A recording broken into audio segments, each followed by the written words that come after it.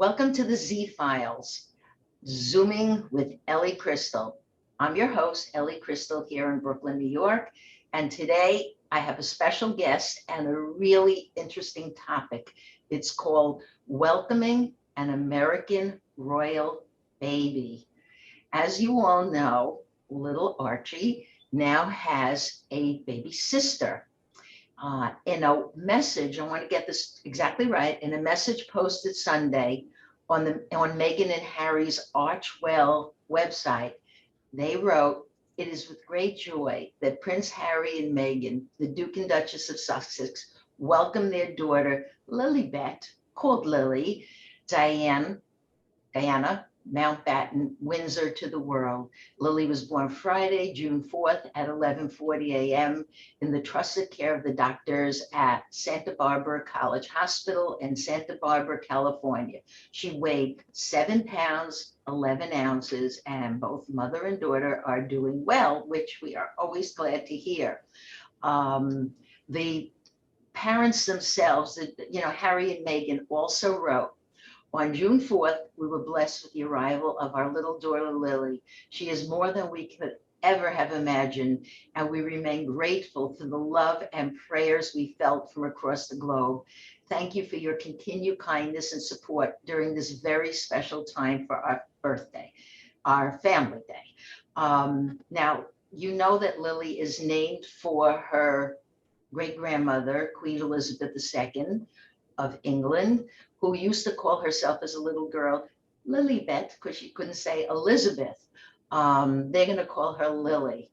Her middle name, the baby's middle name, is Diana, obviously to honor Harry's mom, Diane, Princess of Wales. So they've covered the family, and now we move to little Lili is going to lead a very interesting life. She has an older brother named Archie, who we've gotten little glimpses of here and there.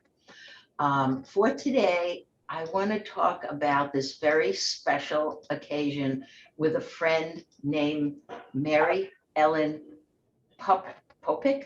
I said it right. Popek. Okay. Because Mary Ellen, who will tell you about herself in a couple of minutes, happens to be a distant relative of Harry's. Yeah. So let me introduce you to Mary Ellen. Yes. Hi. Well, and thank you for having me, Ellie. I love talking to you anytime, especially about. We do tend to chat about all things metaphysical and non-metaphysical. Yes. But tell the audience exactly what you do, because that's what brought us together. I created the Sanctuary for Mind, Body, and Spirit back in 2005, and it was a physical location. It was both a store and a community center where we had classes and workshops, and we did events like metaphysical and holistic fairs. And I had that through, and that's my corgis barking. I apologize. We'll talk about the corgis. Oh, yeah, not everybody has a corgi. Okay, yeah. I'm sorry, go ahead. I sold the store in 2012 when I left Tennessee and I relocated back to Florida, and I've been here since. Went to work for Disney when I got here, but started doing the fairs again. What kind of fairs is that? Spirit Fest, metaphysical and holistic fairs. And they're doing quite well. We even had some during the pandemic. Florida, as you know, has been pretty wide open. So they were fairly well attended considering we were in a pandemic. They were okay. But this year, they were just taking off. There are just people coming from everywhere just to attend the fairs, and we're so heartened by it. And anyway, that's what I do now. I'm the head, the chief coordinator of the Sanctuary for Mind, Body, and Spirit. So it's everything from spiritual, intuitive, and then holistic health, and then neuroscience. We're interested in a lot of things. So. But as are you, so that's why we always have so much to talk about. Yeah, I know. So the link to her website, to Mary Ellen's website, will be posted underneath the Zoom blog. So you can click over and you can see upcoming events. But we're jumping ahead. Let's talk about you, the royal family, the baby, the corgis. Go ahead. Well, I'm really into genealogy, your family history research. And I started it the year that my daughter was born in '93. And that was the first year we had a computer, and that you could do it all online. It was so much easier when you could do it on the computer. But it does not take a lot to research colonial New England, and then that'll take you right back to England because that's about the same time frame. And the people in England keep fantastic records. So I discovered not long ago that I was Princess Diana is my 10th cousin. So Harry and William are my 11th cousins, and you know that is my claim to fame. It's very cool, especially at this time when the royal family, who I happen to really admire, but they're always in the news. You Right, know, right. their families with issues, we'll get to that, but they're in the news and you're part of it. And I do think of them more like people, and that was what Diana wanted anyway, was to, you know, the royal family are just people, you know, in the end, and that was not what the royal family in past generations have wanted to personify. I don't know if you watched. Did you happen to watch the thing on Netflix about the royal family? No. That's the big thing, or the Crown, it's called, and they satirized a lot of it. A lot of it isn't very accurate, but a lot of it to the royal family is about perception. They want the perception that everybody is perfect and no emotion and stoic. And that was what Diana wanted, was for people to understand that they are real people and should be treated like real people, and you know, raised like real people. And that was how she wanted her children to be raised. And I think William and Harry are turned out to be really fantastic people. So they're really taking the monarchy, I think, into the new generation, the new paradigm. Yeah, well, you have to. You can't live by things from the 20th, 19th century and all the way back. You can't live, you know, in those rules. You have to live according to the way life is today.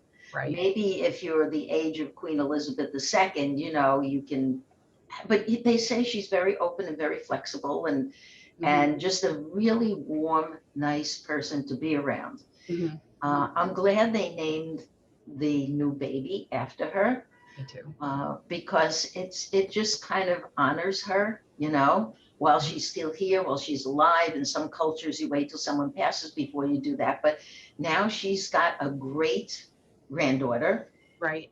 and I just think it's just amazing. Right. I want to talk about Meghan and Harry for a minute, Mm-hmm. okay? Okay, I have watched Meghan Markle from, I guess, really through Suits. When the show started, I actually started, you know, from the beginning. I watched most of the episodes because I record everything anyway. And after a while, the essence of a character comes through, but also the essence of the person, who Mm-hmm. that person is. And I always thought of Meghan Markle as warm, um, healing, nurturing, helping. She just comes from a good heart and a good place. Mm-hmm. And I gravitated towards a lot of the characters on the show, mostly the women, but I really gravitated towards her. And I felt that this is a very special woman. I mean, I'm a psychic, so what I saw is she is a special woman with a special destiny, not just because she was on Suits, but there's a light about her. There's this, everything will take care of itself because I'm going out to heal the world, to do things for the world, to help people, to make a difference. And I know a lot of people watching now feel the same way, you know, but there was always this spark, this light within her. And I just enjoyed watching her scenes with Mike, her eventual husband. Right Mm-hmm. before she married Harry, she married Mike, thank God. And it was like, it's a progress, it's a progression. But I always felt that Meghan, well, Meghan met Harry, and we know the rest of the story. What's your take on Meghan as a person? One of the things that I admire about her is that she is very self-assured in her convictions, that she knows what she believes, she knows what she thinks is right, and will vigorously defend that. And I do appreciate that. I would even go so far as to say, I feel like that she's self-confident, you know, but then everything came up about her considering suicide because she felt so oppressed by the royal institution. And I still think that that means that she has self-confidence, but it is hard, you know, when you're living in a situation that is so uh, against or, different from how you have done things. I kind of can see that. So I do think that she's very self-confident. And I think that probably Harry saw that like his mother, we do tend to marry people that are like our parents, True. like This it or is not. very But true. and Yeah. I would have to think that that's probably part of what attracted her to him. So I do like that. And she is about the future and about how she wants society to be, not just her own family. So, I think that they're great together. And, I really wish the best for them. And I think that they've got a great circle of people from all accounts there. It's not like we correspond or anything. They haven't invited Never me over know. for tea After yet. this video, she might just send you an email and say, I love your show. I love Yeah. what you do. But with Meghan and Harry, there's a couple of things I had blogged about way back when they first met. A lot of people thought that maybe she was exploiting the title, exploiting this and that. That is not psychically what I saw. I saw a woman who met a man and they just were meant to be together. And if that has ever happened for anybody out there, you know that. You recognize that, whether he's poor or rich or titled or just Mr. Jones, it doesn't really matter. There are things in your soul. When I first saw them together, I heard a lot of people say things like, oh, they'll never last, they'll never work out. And Ellie goes to the computer. Oh, no, no, no, no. This is a couple who love each other. They're so mated, it's an old-fashioned expression, to spend their lives together. I don't see them divorcing. I saw them building and growing together. But then I looked at Harry, okay? Now, Harry has a lot of issues going all the way back because he lost his mother at a young age, and it was tragic. Maybe it would have been less tragic if she had died from an illness, but this was like, boom, one day your mom's calling you, and the next day, she's not with us anymore. So that would set any soul up for healing. Harry has been on his show. He has been talking about his issues, and I think he does something like this, things he can do to get rid of things that most people deal with: anxiety, depression disorders. These are things that people around the world, he's bringing this out, that you can be royalty or you can be just the average person. These issues are there. When I talk about them, now I saw Harry as one who, I'm glad he didn't marry till into his 30s, because he was a player. He did have issues. He did listen to grandma. I mean, he did party hard. And he suddenly woke up one day and realized, whoa, okay, I've got to heal. I've got to move on. I've got to do something. And in so doing, of course, he would set a course for those in his generation. I think that's Generation X. Is that X? I don't know, whatever they call it, that are going through the same thing. When Harry and Meghan met, I like to say when Meghan met Harry, but when they got together, her father played an interesting role, because we're coming to Father's Day in about 2 weeks. Her father played an interesting role, and I didn't pay attention. I said, fine, it's the drama people in the family. Who doesn't have them? But when they got married and whatever, her father being her father, it doesn't matter, it's your parent, okay? Her father being her father did this little news clip where he said, my daughter is very unhappy. And the world said, no, he doesn't know his daughter. He doesn't know what he's talking about. But I watched it a few times because I told you I record everything. So I went back and I watched her father. And see, I'm getting goosebumps talking about it, but I knew that he was connected with her, regardless of the silly things he did, the detrimental things, I should say. I knew he was connected enough to recognize that his daughter was going through something. Through all the love and connection with Harry, there was emotional baggage from the past now being brought into the present and to be healed for them in the future.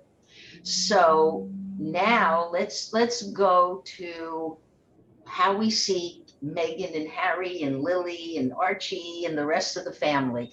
Do you think that bringing little Lili, I love the name, do you think that bringing little Lili into the world could a little bit heal the rift from New York, where I am, okay, across the pond?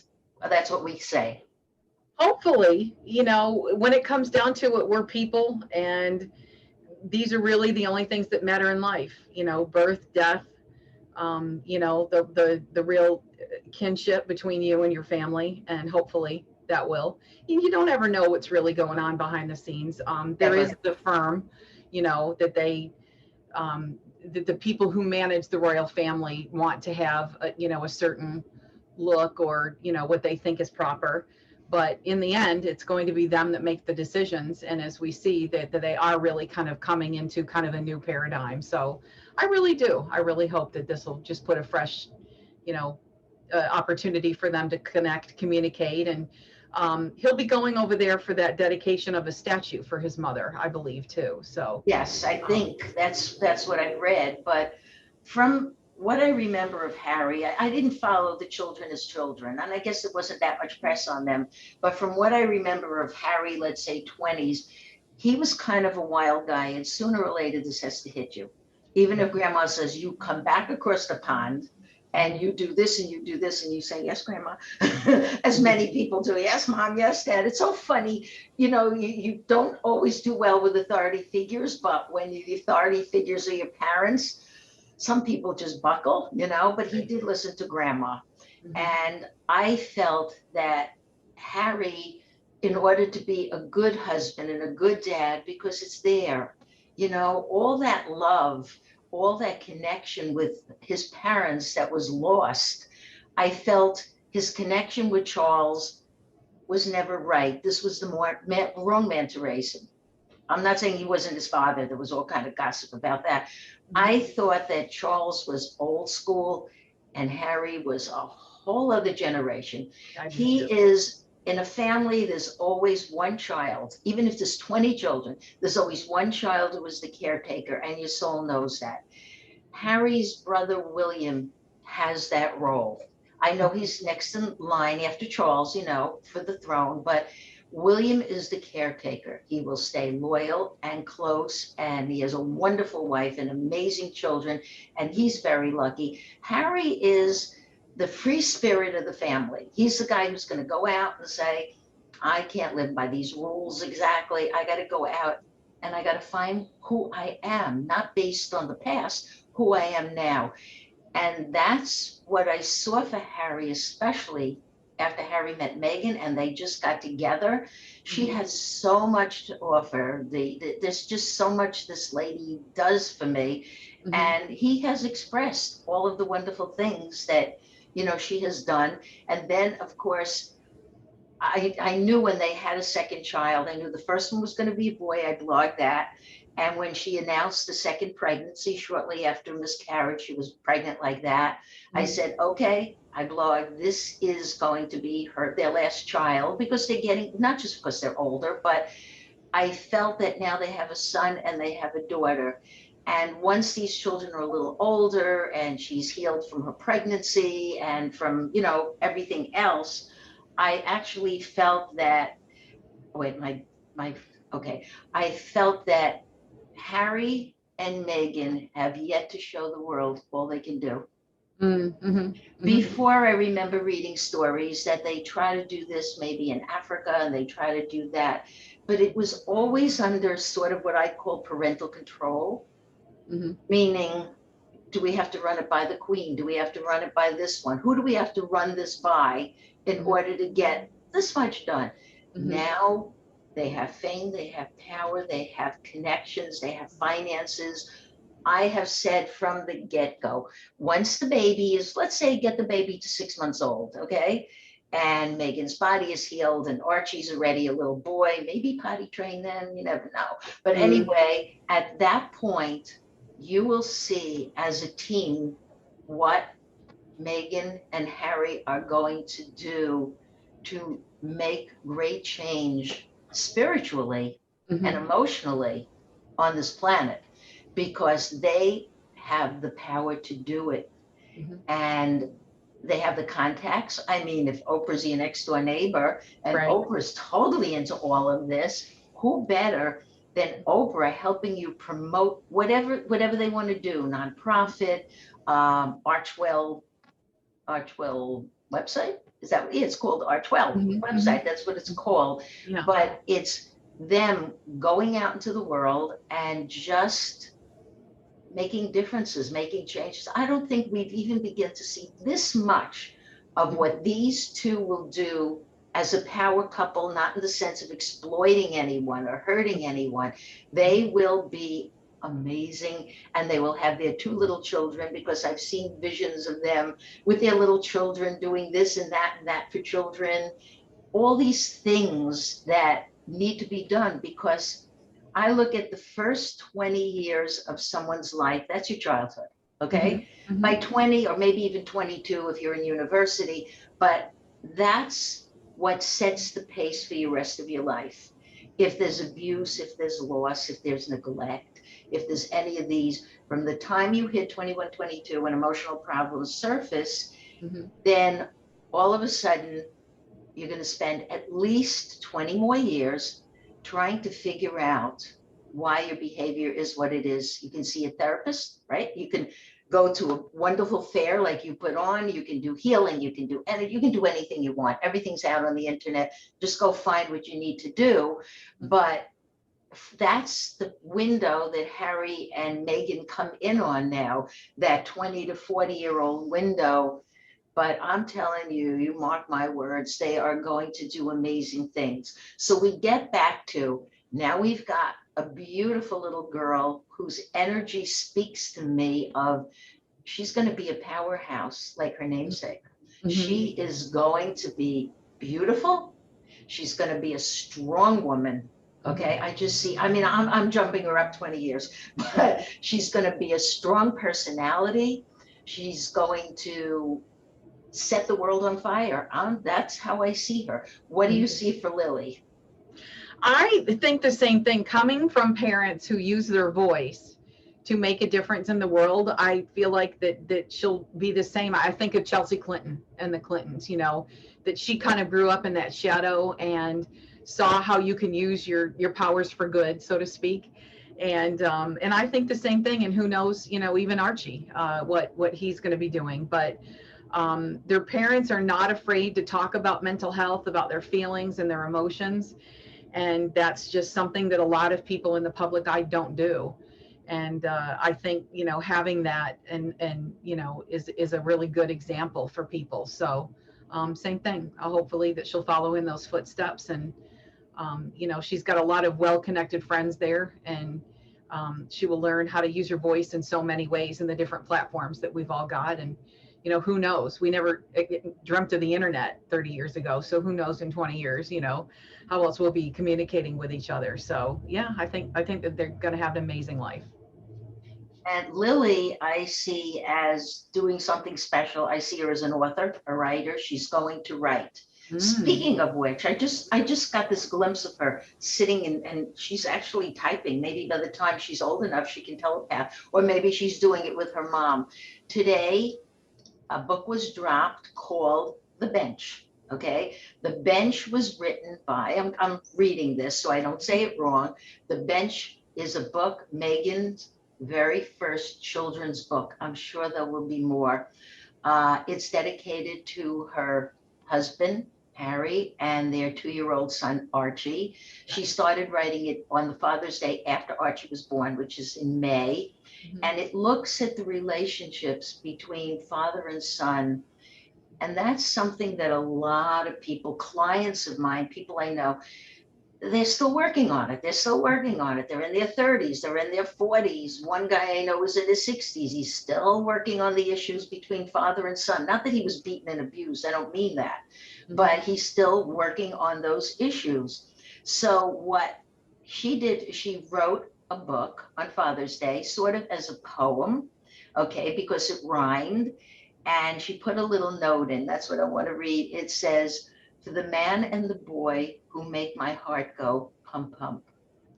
And that's so sweet because now we all know, based on what's happened in the royal family, that Harry has a lot of animosity towards his father. I'm not going to go into that, okay? And that he's trying to work through his issues with his father, which is not easy when your father is next in line to be a king and he's old world thinking, okay?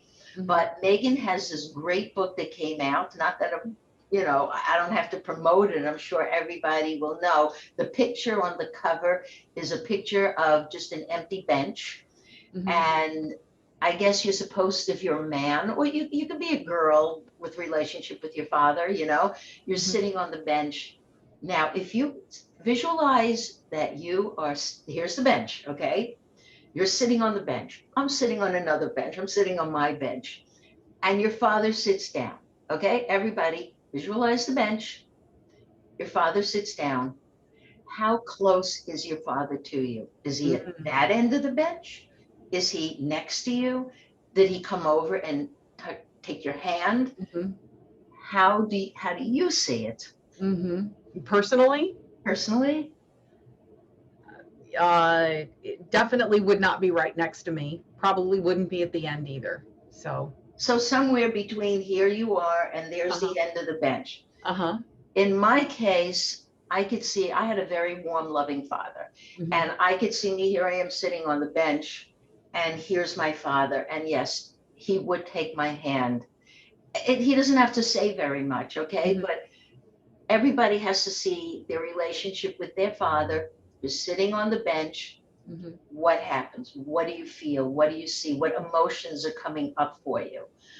When it comes to parents, I know this much. Of course, at my age, I've lost both parents, but the relationship you have with the people who raised you, generally they're your parents. Sometimes they're not. They're grandparents, or pseudo parents, or forced, the whole thing. And that always stays in you. Sometimes you might see a picture of your mom, tear falls, or your dad. We're doing dads today, and you will remember, because even if you say, I healed all the stuff with my father, sometimes you haven't. Sometimes you go to a grave site on the anniversary of his passing, and I'm getting into all the issues of children and fathers, but I guess it's good before Father's Day. Everybody says, let it go, let it go. Your father did this, he did that. Well, he was a victim of his own childhood abuses and his issues and blah, blah, blah. Sure. Okay, we've all heard that 100 times. Let it go. You know what? It's not so easy to let it go. That's right.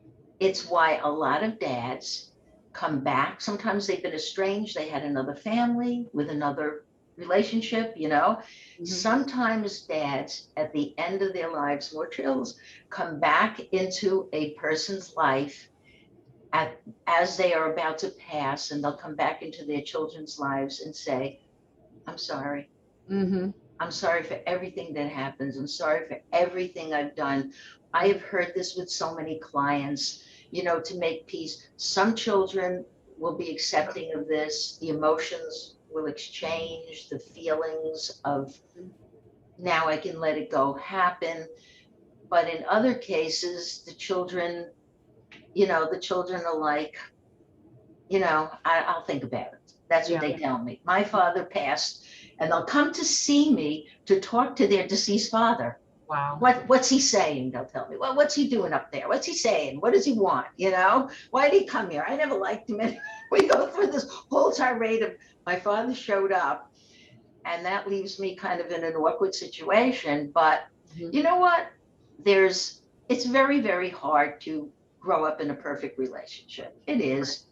Because of the emotional baggage that people bring into marriages and to child rearing. And it's just a very difficult time for everybody. But I can tell you now, whatever your father did or your mother, whatever, let it go. Not so easily said. That's up to you. And wouldn't you say we should recommend therapy as needed? Definitely. And something that was an unexpected benefit of doing all of this family history research was finding out more about your generations before, which your parents may or may not know about.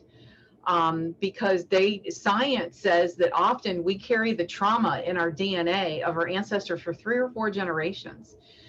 So that is in there, those latent fears or anxiety or different things.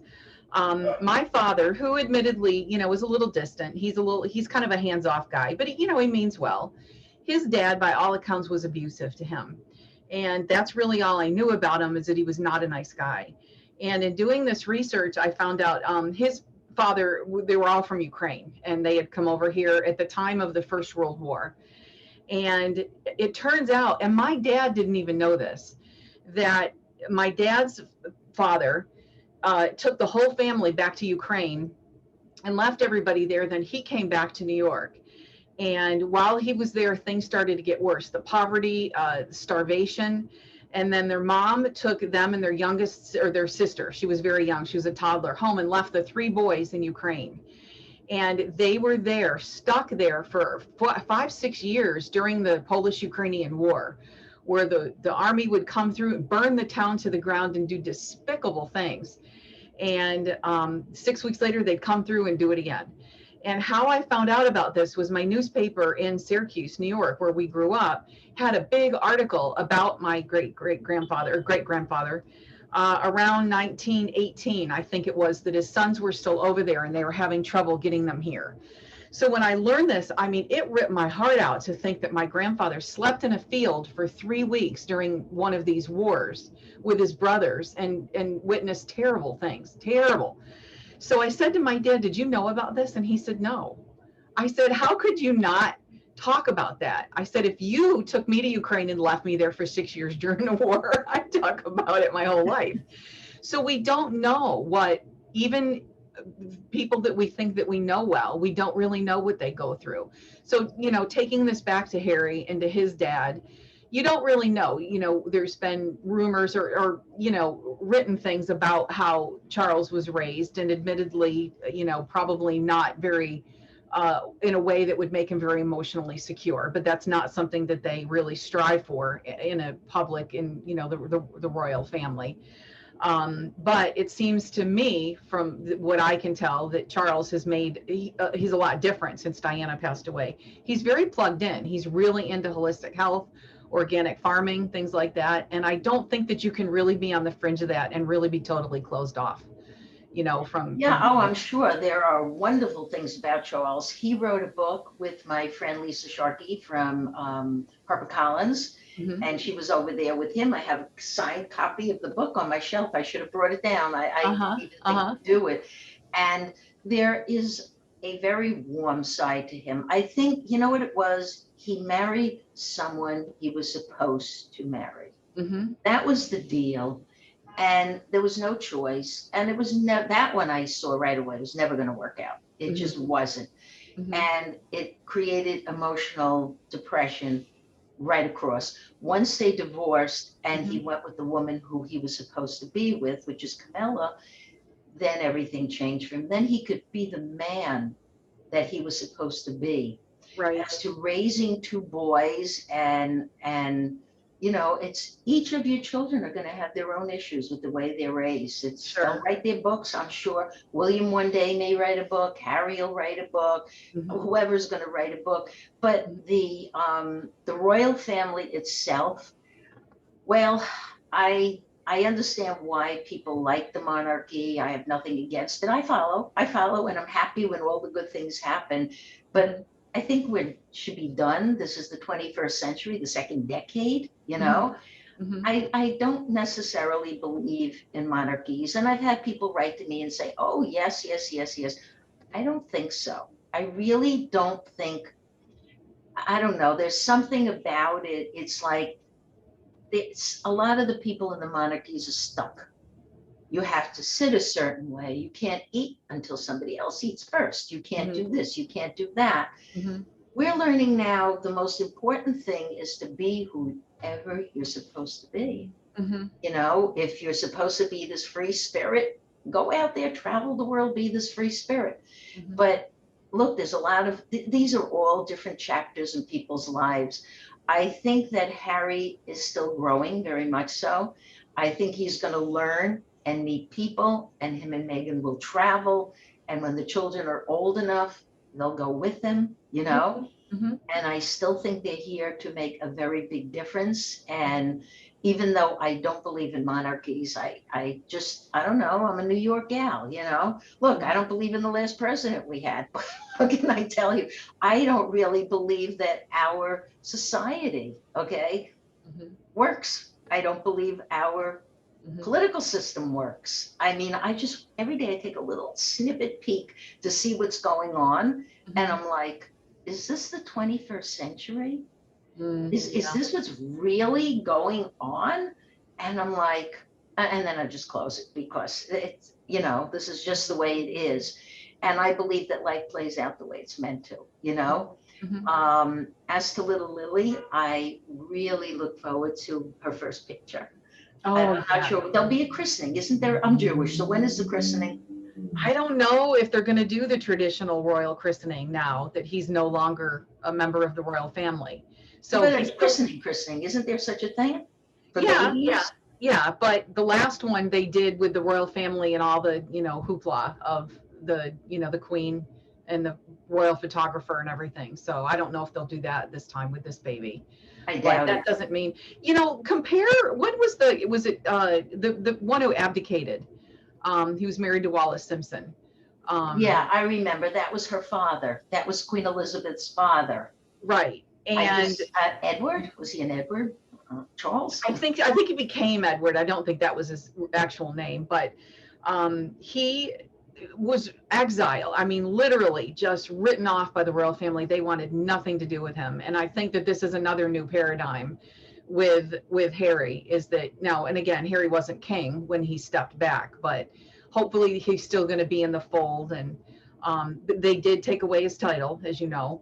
And they don't have a lot of the perks that the royal family does, but he's still their brother and grandson, son and grandson. So hopefully, they will continue all of those other family traditions, even if it may not be a royal occasion, so to speak. So, Well, I can see Harry and Meghan when there's no under these pandemic situations going on, maybe a year from now. Okay. I could see them going over to the UK, but it depends what happens between now and 2022. Okay. right, right. If anything, they would go over to show to the children to their great grandmother. Sure. That's what they would do Yeah. it for, and meet all this host of cousins and so much family is out there, and all these other royals are having babies and doing all this great thing. They would go over there to that end. I could Mhm, see that happening. I mhm, think the real crux of it is the relationship between Harry and his father Charles, mhm. and I don't know. That's going to take a long time. And of course, William being the quote unquote caretaker, okay, Mhm, the child in the family who was going to be there with the father, it's going to take a while, even though Kate has been trying to mend fences. I mhm. think William would like to have his brother back in his life and make it such a nice person. And they're all, underneath it all, they're all nice people. We're Yes. talking Yeah. about four nice people Mhm. and family issues, right? Right. People have them. The thing Everybody has is, them. the thing is, when do you not stand on ceremony and when do you just let things go? And a lot of people are hoping the birth of this beautiful baby is going to be a catalyst for that. I hope so. I'm just so happy for them in any regard. I'm just thrilled. They've got a beautiful family and a great life out of them, and I'm very excited for them. Yeah, and you know what? I don't think it's as important to Harry, the titles and all the rigmarole that goes with being I don't think he cares. He wants what he didn't have when he was a child. He wants the mommy, the daddy, the two children growing together, traveling together, laughing together, watching movies, excuse me, in the family room together. He Mhm. he wants what he didn't have and he will have it. I know he will have it. And Yeah. if anybody thinks they're going to get divorced, they're wrong. Trust me, I'm a good psychic. They Good. they Yes. they are wrong about that. So I don't know what else to say. I'm happy Megan got her book out today. It's probably Yeah, going to she's having a shoot. great week. Yeah, it's going to shoot right up to the top. And it happened right 2 days after her daughter was born. So I am sure there will be another book, another children's book. This one, I guess, dedicated to Lili, Okay. Hmm. or something having to do with Lili, and then they'll do children's books together Hmm. as a family, Hmm. photo books, photo albums. I just I feel what I feel coming from all of this, Harry, Meghan, Lili, and Archie, is love. This is what everybody talks about, unconditional love. This is what I'm feeling. Hmm. This is what I always thought with Meghan, and I feel that this is what Harry is experiencing, Hmm. even though he still has childhood baggage. Yes. Hmm. Hmm. If and when he'll heal it, hard to say. Hmm. I can't see that where it's like, oh, dad, Archie went to school for the first day. Here's a picture of it. It's just not there for me yet. But that's their family. That's Yeah. their You issues. never know. You never Yeah. know. And then maybe it's the children themselves as they get older who will bring it together.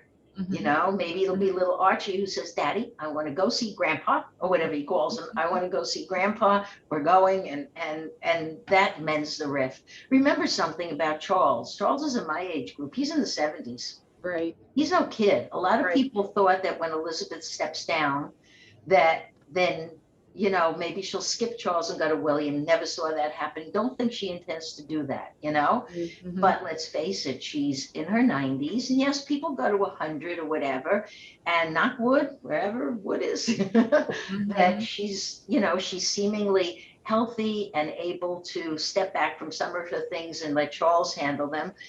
And I think there'll be a graceful transition.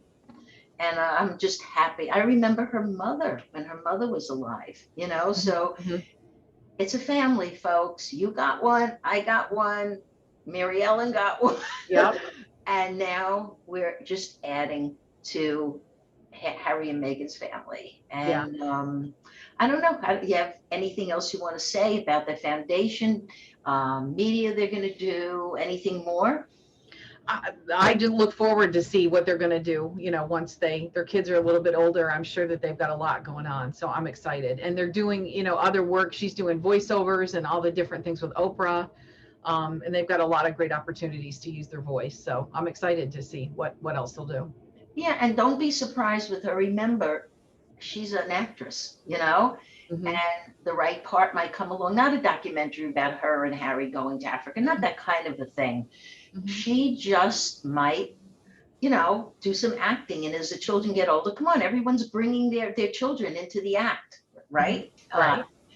They just had the Grammys, and there was Pink with her daughter swinging from what is it, the aerial act that they do. A Oh, lot right. of the Uh-huh. celebrities are bringing their children into things. It's this need to show what your children do. Some of Hmm. these children are performing now. They can sing, they can dance. So it's very interesting. So we welcome Hmm. with an open heart. We welcome Hmm. little Lily, Hmm. and we wish her and her family a wonderful, happy journey.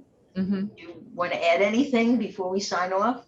No, no, this was a wonderful discussion, and I always love talking about the royal family anyway. So, Yeah, um, well, I guess directly or indirectly, you have some sort of genetic connection to it, yeah, however we look at it. yeah. I don't know if I do or I don't, probably not, but I do know that I never did 23andMe or any of those for some reason, and I never knew Mhm, why. I don't know. mhm. So anyway, that's it for today. I definitely want to thank with a good heart, Mary Ellen Popek. Do I Yes, say your name right? Is it Popek? Mary Ellen Popyk. Yes, you said it right. Popek. Yay, I said it Yeah. right. And my And website, for anybody who's interested in the mind, body, spirit work that we do here, it's sanctuaryfl.com, like Florida, sanctuaryfl.com. And we've got a and bunch it'll, of, yeah, I yeah, was going to say it'll be under the YouTube. Just while yes. you're watching this on YouTube, look down below and you will see. Yeah, yeah. But that's why I enjoy talking to you, Ellie, because we can just talk about all of these things. And then I always love to kind of see the perspective, that it's taken, social with it just from a civic term, how society's changed over the decades, in the mind, body, spirit community and everything, and about how it's all interwoven. So we've always have so much to talk about. So I Well, really, now I think more than ever, people, I mean, this has been going on for like probably 40 something years, but people are into healing and energy. Mm-hmm. They Mm-hmm. want to heal. They're not even sure why. They want to let go of the pain. They want to let go of old baggage, so we call it, from their past. They want to let go and they want to be happy, man. They Yeah. need to be happy. And then we could leave with this passing note. Every single client that I read, and probably people who visit your amazing festivals, she sends me pictures of, this is me with your friend John, and I post it right away on my Facebook. Uh-huh. Oh, here they go again. He's her helper. Assistant, whatever. And everybody has the same eternal question: who am I? Why am I here? Where are we going? I feel I have a purpose. What is my purpose? But that is far more pronounced now than ever before, Yes. because the world is so crazy, and it's crazy, and Mary Ellen knows it's crazy, and we all know it's crazy. But why are we here? What are we living through this ridiculous experience for, Right. other than healing and energy and all that stuff? But Mm-hmm. it's there. And I don't know. I just, again, want to say thank you, Mary Ellen. Maybe we'll do another I would love conversation that. again. I So would would love that. I.